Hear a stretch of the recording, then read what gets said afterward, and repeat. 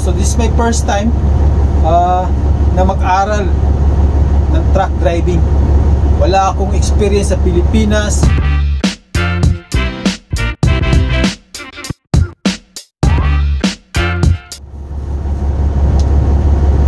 So ayun kabayan, this is my first day na mag-training dito sa yard kasi katatapos lang namin ng 9 days online course training para po sa AC truck driving dito po sa Ontario, Canada. So kabayan, this is my first day. So medyo medyo lutang pa ang aking pag-iisip. Medyo naguguluhan pa ako, pero so far nasusundan ko na yung mga tinuturo ng aming instructor. Marami kami dito, ang student ay 4, isang instructor, so bali 5 kami dito sa loob ng truck. Siksikan ho kami dito. So ang tinuturo niya ngayon, ang tinuturo niya sa amin ay yung brake system, paano siya i-demonstrate. Mahaba yung brake system yung procedure mahaba, andun yung brake adjustment, weight tank, low air warning, air build up, governor out, governor in, basta marami. Pero kapag nasundan mo na, medyo i-memorize mo na yung step by step. Tapos pagkatapos nun, ang ginagawa namin ay yung schedule 1. Yung kailangan mo ikutin yung buong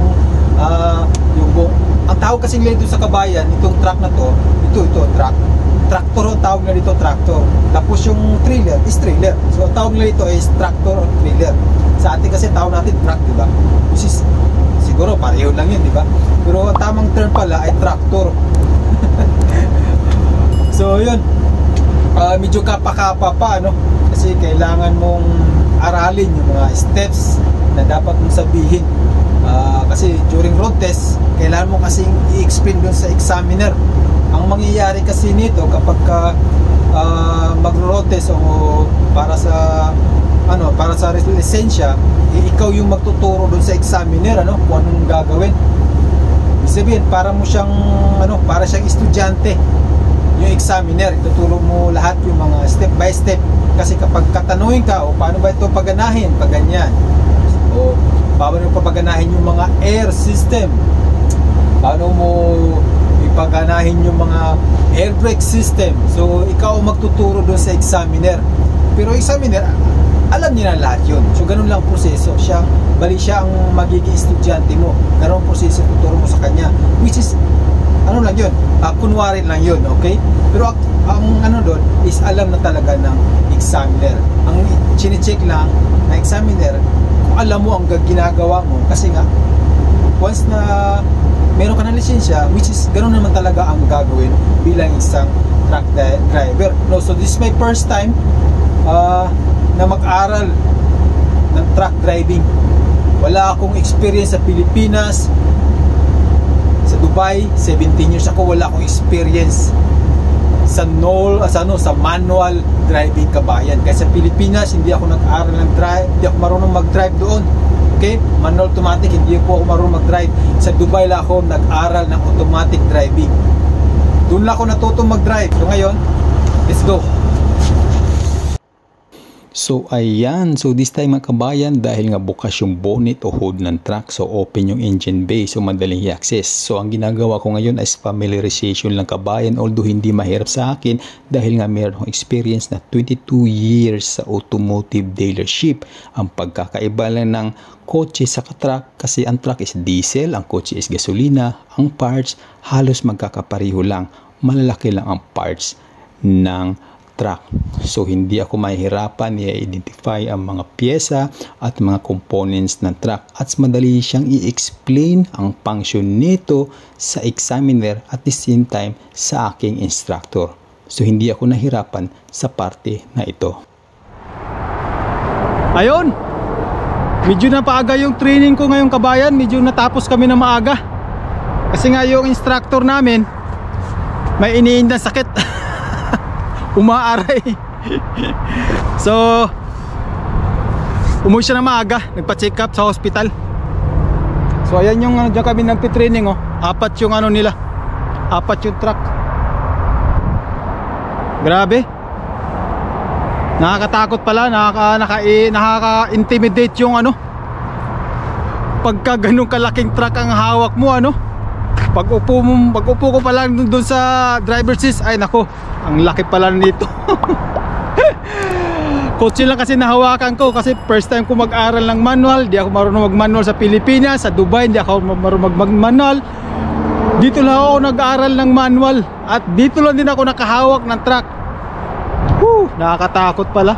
Pero kakayanin ko to, kasi kailangan para sa kinabukasan natin dito sa Canada.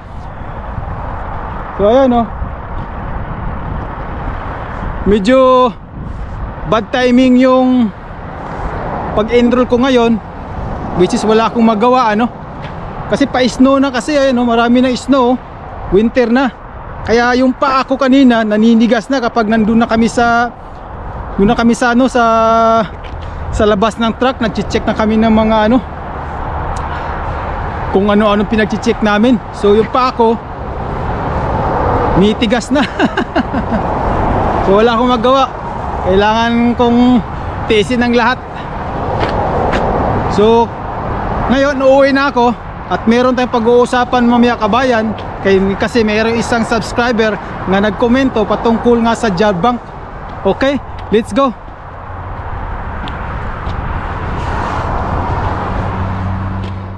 Ayun, salamat sa Diyos, kabayan, kasi nga nakauwi na nga po ako ng bahay, ano, kararating ko lang.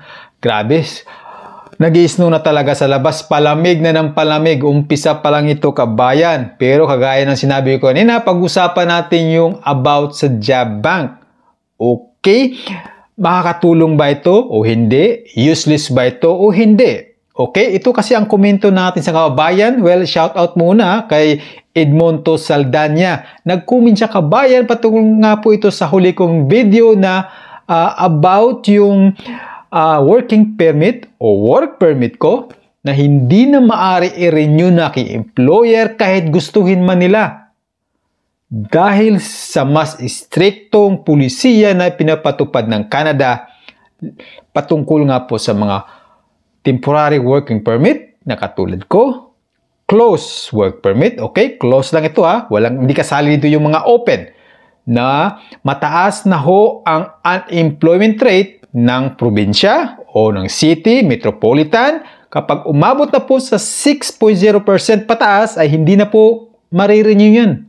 Hindi na marirenew na employer mo. Gustuhin man nila, ngunit wala sila magagawa. Yan ang bagong pulisiya, na mas istriktong pulisiya na pinapatupad ng Canada. So ito na nga po ang komento ni kabayan, no? Kasi simula nung nalaman ko na hindi na kami eligible i-renew dahil wala na ngang, yun na nga, dahil nga sa bagong pulisiya na pinapatupad ng Canada, ay agad akong naghanap ng trabaho online through Indeed o Job Bank. Ang sabi ng ating kabayan na si Edmond Saldanya, shout out sa iyo, kabayan, at salamat. Ang sabi niya, ang Job Bank post ay requirement sa employer, but actually may prospect na sila o naka-reserve na sa kanila or favored applicant. Okay? So, parang ano na to? So, parang formality na lang para sa makasunod sa requirements ng gobyerno ng Canada. So, kahit mag-apply ka pa dyan ng 10 times sa hiring, ay baliwala lang yan kasi may napili na sila bago mag-post. Well, i-explain ko lang, kabayan, no? Simula nung the moment na narinig ko yung balita, nakarating sa aking balita na pinaalam sa amin ng employer na hindi na marirenew ang aming work permit. So agad-agad akong nag-search online. Ang una kong ginawa, nag-search ako sa Indeed. Okay? Marami ho ang tumawag sa aking, kabayan. Marami ako naka-receive ng email, marami akong natatanggap na tawag mula sa iba't ibang probinsya dito sa Canada. Ngunit kapag sinabi ko na kailangan ko ng sponsorship, kailangan ko ng LMIA, ay umaatras na ho sila. Katwiran nila ay hindi sila nag-sponsor, wala silang LMIA, hindi sila nag-aasikaso. Kasi nga, masalimuot, kabayan. Kapag yan ang pathway mo, pag yan ang hawak mo na close working permit dito sa Canada, particular na sa mga temporary foreign workers. Now, so ang ginawa ko, doon ako nag-search sa job bank naman kasi may option doon. Ilagay mo na sa keyword yung yung trabaho na hinahanap mo, tapos yung probinsya, tapos sa baba may option doon na LMIA para sa mga temporary foreign workers na close permit na kagaya ko. Pag i-search mo yung kabayan, ay marami hong lumalabas doon na mga hiring. Ang tinatarget ko kabayan ay yung mga fishing plant o yung mga fishery plant doon sa Nova Scotia, Prince Edward, New Brunswick, kasi andun po yung mga fishery industry. Okay? So mga planta, in short, na mga lobster, isda, basta fishery. Ang hinahanap ko doon kabayan yung mga kumpanya nag-hire ng mga multiple applicants, kagaya ng 50 applicants ang hinahanap nila, tapos may nakalagay kasi doon na kung kailan magsisimula, may nakita akong 2025, March 2025, nangailangan sila ng 50. So, ang ginawa ko, hinanap ko yung email address ng kumpanya, nag-send ako ng, mismo sa HR mismo, nag-send ako ng cover letter, nag-send ako ng resume, mga certificate, kung ano-ano pang mga qualification kabayan. Marami na ho akong pinagsubmitan doong banda sa may North Atlantic region, Ngunit ni isa ay wala hong nag-reply sa akin. Through job bank ito mas mabuti pa yung sa Indeed na nare-receive akong tawag.